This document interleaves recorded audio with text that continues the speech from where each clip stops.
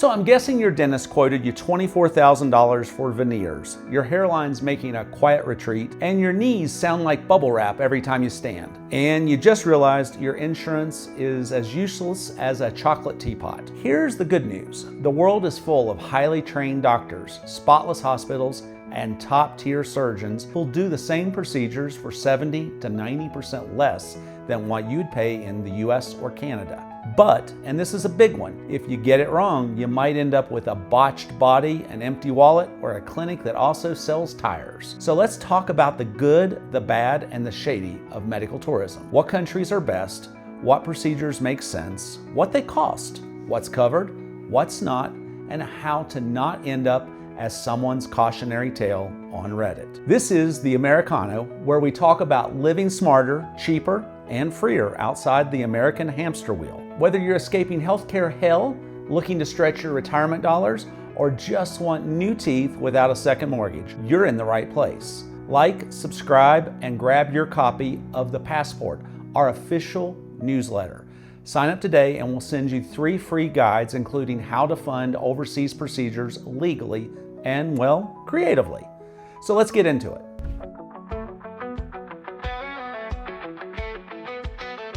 Medical tourism. Sounds like something out of a travel brochure, right? Like you'd land in Bali, get your gallbladder removed, and then head straight to the beach for a coconut and foot massage. Honestly, you're not far off. Medical tourism is when people travel to another country for medical treatment, usually because it's cheaper, faster, or better than what they're getting at home. We're not talking about extreme stuff like back alley organ deals. I'm talking dental work, LASIK surgery, cosmetic surgery, joint replacements, fertility treatments, hair transplants, and sometimes even open heart surgery. So let's break it down. There are 3 big reasons people are flocking abroad for treatment. Number 1, US prices are outrageous. In the States, a root canal costs more than a round-trip airfare, a 4-star hotel, and the same root canal in Colombia. And unless you've got amazing insurance or Platinum Amex, you're probably paying most of it yourself. Number 2, long wait lists in countries like Canada or the UK. You might be covered, but you're waiting 8 months for an MRI and 14 for surgery. By the time you get that hip replacement, you've aged out of the need for hips entirely. Number 3, people are just waking up. We've seen all these videos, smiling patients leaving a gleaming clinic in Thailand with a $4,000 tummy tuck, a bag of antibiotics, and a tan. And suddenly the idea of spending $40,000 for the same thing in LA seems, well, a little dumb. Once upon a time, medical tourism was the move for people who couldn't afford care. Now, it's for people who refuse to overpay. It's retirees, remote workers, digital nomads, and people like you who are asking, why am I paying $1,200 for a crown when it costs $300 across the border with better service and fresh squeezed juice in the waiting room? So yeah, medical tourism is booming, and not just because it's cheaper, it's faster, friendlier, and in many cases, honestly better. But, and there's always a but, not every country, clinic, or doctor is created equal. That's why in the next section, we're diving into the best countries for medical tourism and the ones where you should keep your kidneys close. So let me give it to you straight. This whole topic isn't theory for me. I've been the guy pulling out his wallet for US healthcare and wondering if I just paid for a procedure or bought stock in a clinic. So let's start with my eyes. In 2002, I was scheduled to have LASIK surgery done in Charleston. At the time, my vision was a mess. 500 over 20 in one eye, 450 over 20 in the other. Basically, I was walking into walls and had no idea what I was washing in the shower. I had a pre-op appointment the day before the surgery. I arrived and they told me that my surgery was canceled for the next day because the doctor hurt his back playing golf and would have to be rescheduled next month when he does the surgeries then. This made me ask, does he only do these surgeries once per month? To which they said, yes. I said, no need to reschedule me, and I contacted what was then Southeastern Eye Center in Greensboro, North Carolina. I knew that Dr. Stonecipher there did them multiple times per week. For me, I wanted the guy who was an expert doing them frequently. The surgery worked. I walked out seeing 20/20 and 15/20. Yeah, that one eye was better than perfect, like Superman X-ray vision. Amazing result. Worth it, but also I paid full US prices. thousands. These days, I could have flown to India, stayed in a 4-star hotel, eaten like royalty, and gotten the same procedure for maybe 10 to 20% of what I paid, and with the same outcome. Then there's the hair transplant. In 2012, I had a hair transplant in Charlotte, North Carolina. Again, good results, happy with it. But again, US pricing. If I'd gone to Istanbul, where they do thousands of these every week, I could have saved thousands, like full vacation to Europe level save. I paid US dollars to fix problems that I could have solved with a passport and Google Translate. Back then, I didn't know. Medical tourism wasn't something normal people talked about, but now it's mainstream. It's smart, and honestly, it's how the system should work. Shopping around, finding better value, and not letting your zip code determine your medical bill. Look, I'm not saying everything needs to be done overseas, but if I could go back, maybe I'd get the LASIK abroad. I'd get the hair transplant abroad, and I'd use the savings to buy better sunglasses and shampoo. So now that you know where I'm coming from, let's look at where you might want to go. Because coming up next, I'm breaking down the best countries for medical tourism, what they're known for, and what you absolutely need to watch out for. All right, let's talk global body upgrades. These are the countries where people are flying in for new knees, new teeth, new hairlines, and in some cases, new personalities. And just to be clear, this isn't about saving money. It's about getting top-tier medical care, usually faster, with better service, and often a mojito on the side. And just to give you a heads up, the United States used to be famous for the medical industry. Now it's ranks number 37 in the world. That means there's 36 other countries ahead of the United States. And a perfect example, I'm doing this video right now in Bogota, Colombia, that ranks number 22 in the world, way ahead of the United States. So first up, let's talk about Thailand, the OG of medical tourism. This place is the Beyonce of medical tourism. Everyone's heard of it, and honestly, it delivers. It's famous for cosmetic surgery, gender-affirming surgery, LASIK, dental, tummy tucks, and full-body makeovers. Why it's good? It has JCI-accredited hospitals, which is the international gold standard. It has English-speaking staff, a great service culture, medical spa vibes. But what you should watch out for? Clinics that prioritize speed over safety. Tourist trap clinics that look good online but cut corners. And the savings in Thailand, up to 70 to 80% less than US prices. Then there's Mexico, just across the border and way cheaper. And it's famous for dental work.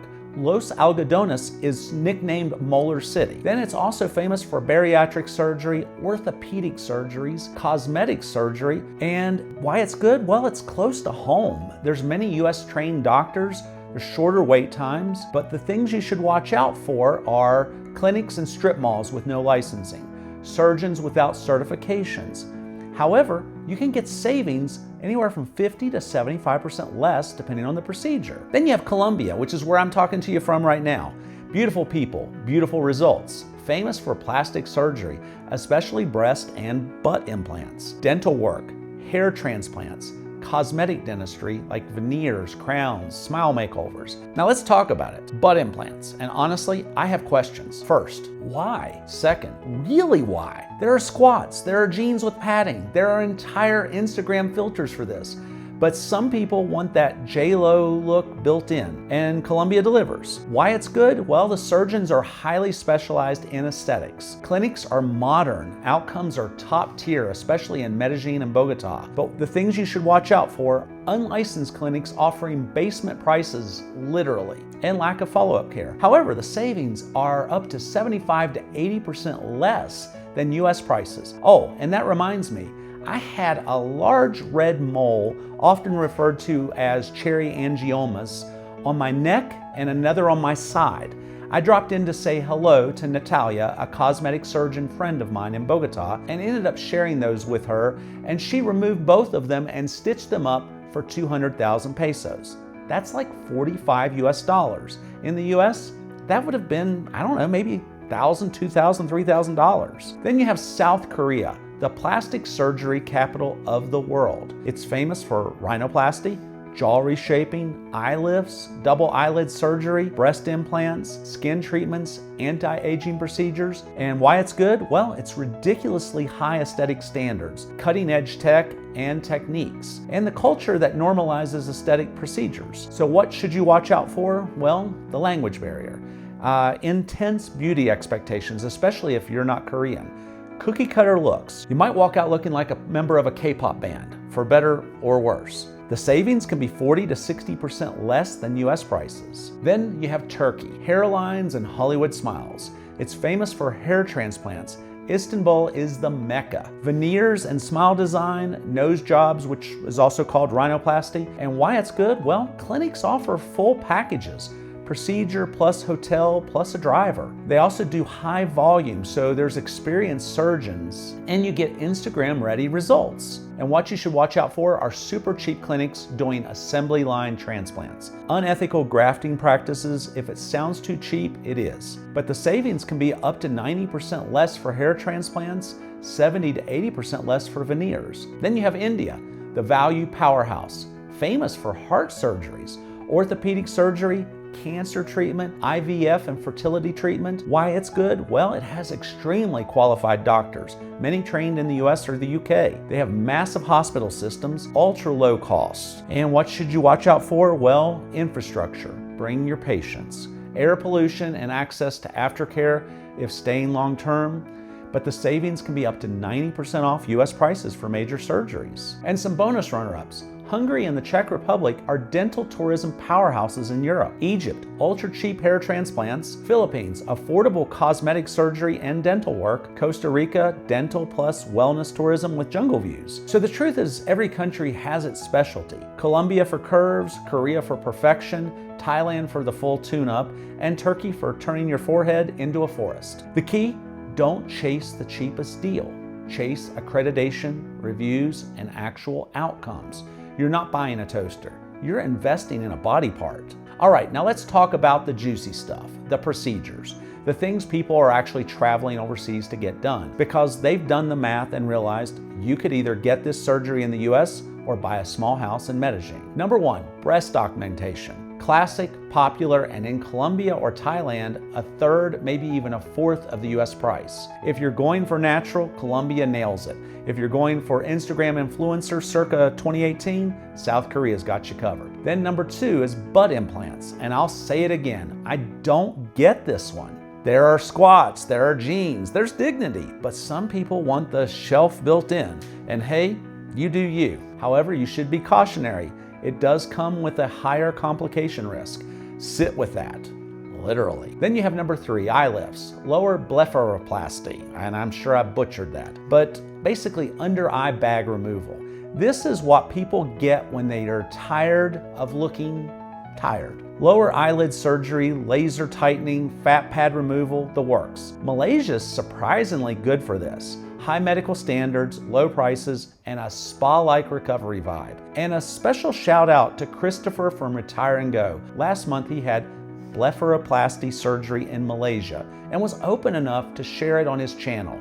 You can go check his video out here. Then number 4 is root canals and dental work in general. Welcome to dental tourism. If your US dentist quoted you $3,000 and a bottle of your soul, you can fly to Mexico, get it done that day, and be home by the weekend. And a bonus, pair it with crowns or implants and you'll still come out ahead, even after margaritas. Then number 5 is liposuction. Still hitting the gym, but the love handles won't quit. Lipo is a top pick abroad. Word of warning, lipo is not a weight loss plan. It's a let's sculpt this a bit procedure. Don't expect miracles, expect contour. Then you have number 6, facelifts, the ultimate rewind button. But it's also one of the most expensive surgeries in the US, and that's where places like South Korea and Colombia shine.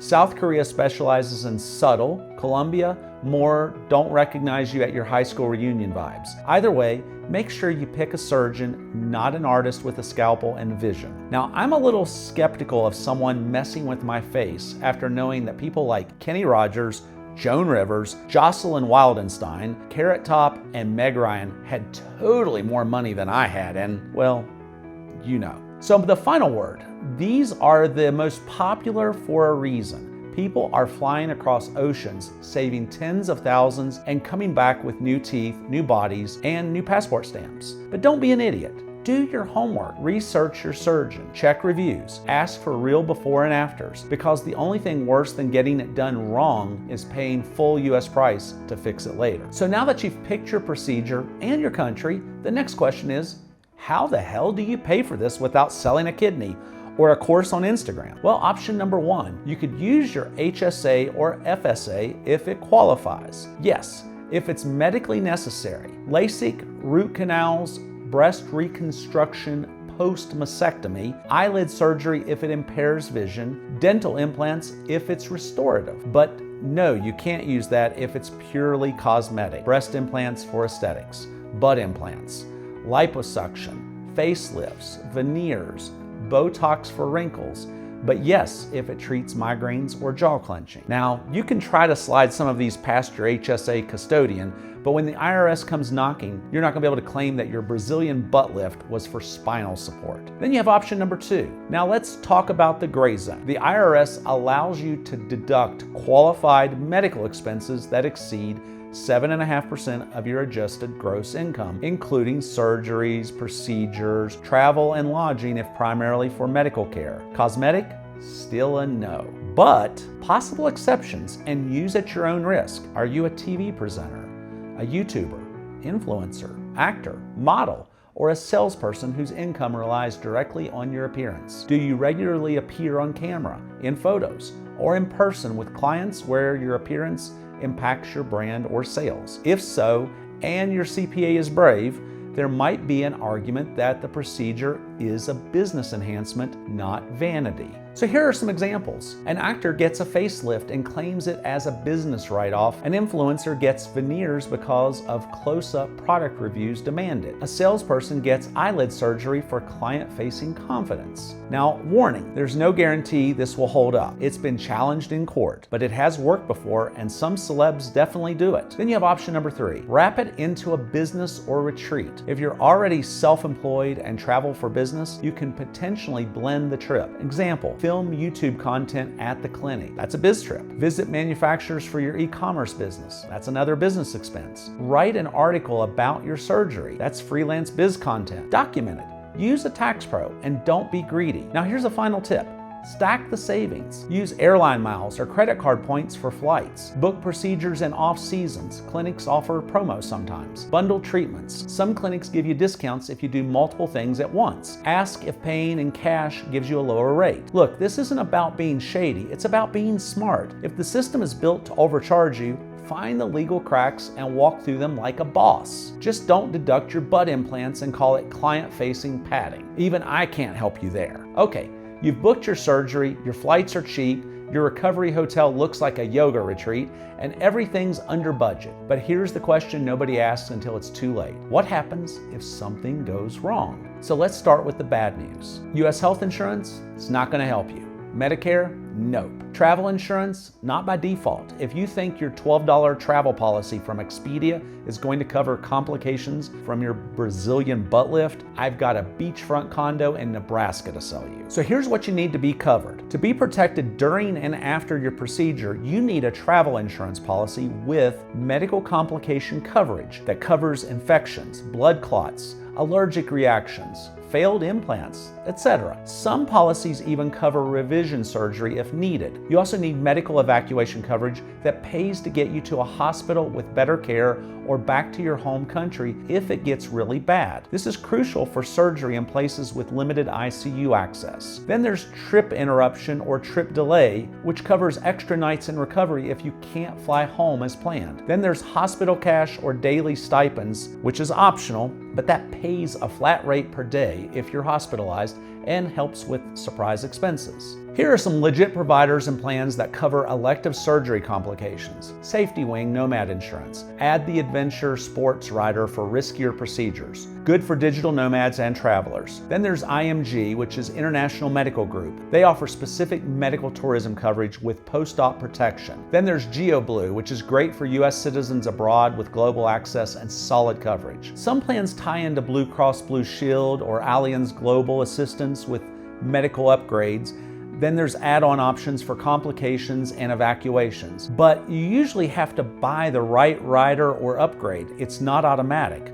Always read the fine print or call them. I'm not an expert on this. Do your research. Call them and ask questions. Now, what's not covered? Unless you're very smart. Well, elective surgeries themselves, planned cosmetic procedures, pre-existing conditions unless covered by a waiver, non-licensed clinics or black market procedures. If you got it done in a hotel room by someone named Dr. Slick, guess what? You're on your own. Some pro tips for being smart with insurance. Buy insurance before you travel, never after. Be honest about what you're doing or your claim might be denied. Print everything, policy receipts, doctor's contact info, and use a credit card with medical evacuation or trip delay perks as a backup, like Amex Platinum, Chase Sapphire Preferred, etc. Bottom line, if you're going under the knife in a foreign country, make sure you're covered for the unexpected, even if your actual surgery is on your dime. Because the only thing worse than having a bad surgery is having to pay for it twice. Let's have a real talk moment, because while medical tourism can save you tens of thousands of dollars,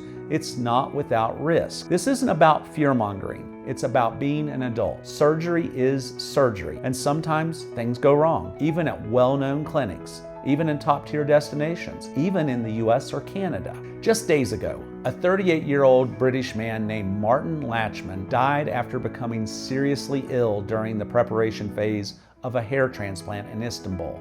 The clinic, Dr. Sinek, is internationally known with celebrity clients like Rio Ferdinand, Ivan Rakitic, and Rivaldo.